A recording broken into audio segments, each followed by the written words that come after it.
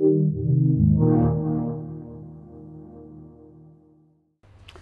name's Jamie Jackson. I'm creative director and co-studio head at Freestyle Games. So when we started out making Guitar Hero Live, we experimented with lots of different gameplay types, and we knew, like, previously that experimented with gameplay types. We had like the buttons at the top and at the bottom of the neck, and we had the slider and things like that. And I think what we saw from gameplay data was that people just stuck with the way it was intended to be played first and foremost.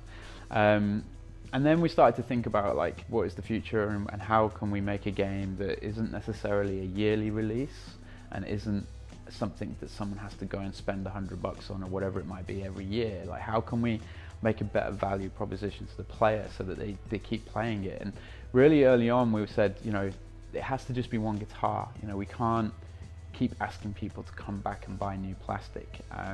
We want them to have one thing, and that to be the thing they have for a very long time until they get overexcited and smash it on the living room floor or whatever it might be. So that that was the reason for it. And I think we went and we changed the gameplay, and it was really good fun, and we stuck with it, and we're really happy with how it came out. But the thing about Guitar Hero is it's about content, and the content is the music. And unless you as a player are getting new content, then you're going to put the game down. Doesn't matter if that's Guitar Hero or any game, right? That's just games. So we wanted to try and make sure that people just had that one guitar, and how can we give them new content, and that's where GHTV came from. So we've got loads of ideas about what we want to do with GHTV. I mean, I'm sure you can imagine when we developers make games, we have these grand visions of what we want to do, and then time and money slowly eat away at all of those things. And the game we often release is maybe not the vision we started with. But the great thing about TV is the way we've built it is we can add not just content but game modes and features without you necessarily having to do a download or a feature update. It can just be there. And one of the big things that's important to us about GHTV is we want to listen to the community, and not only can we listen to them sort of verbally, but we can actually cross-check that with what they're actually doing.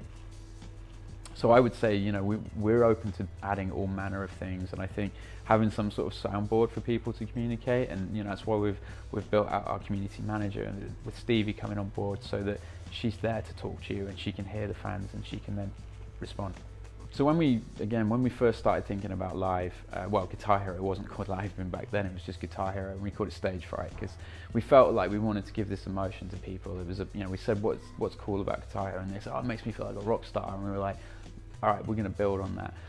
And early on we tried to remove any preconceived idea of what the game should be, to the point where we even had stuff where there was no controller whatsoever. We were using the various console cameras, and you could air guitar, and we had a whole game out of air guitar, and where you positioned your hand in mid-air here was where you hit notes, and you could strum, and you could do all kinds of stuff like that. And it was a really interesting R&D process, because it took us away from just assuming it had to be the same guitar, which is important when you're trying to do something creative. I think you can get stuck into this idea of what you think it should be too soon, and if you commit to that too soon, then you're never going to innovate, really. And that process was, we quite quickly went, no, we need the guitar, because that is Guitar Hero. It's like the whole notion of putting it on. It actually, like, mentally got us in a place where we could conceivably think about changing what you could argue is the core thing of Guitar Hero, which was the button layout. So for all the bands, we kind of went super deep in how we came up with them, and it was all about building these backstories, because I think what we wanted to do is try and tell a story without necessarily explicitly saying we're telling a story, but it also helped us develop things. I think if you've got a great foundation of who your main characters in your story are, then your story starts to tell itself a little bit, and whether that's our game or you're writing a story, I think that foundation is important.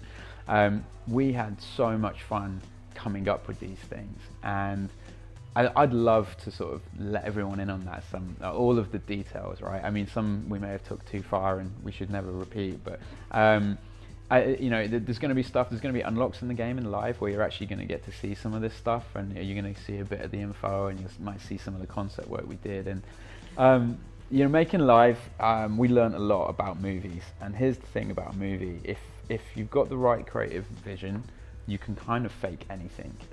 Like, learning about green screen was incredible.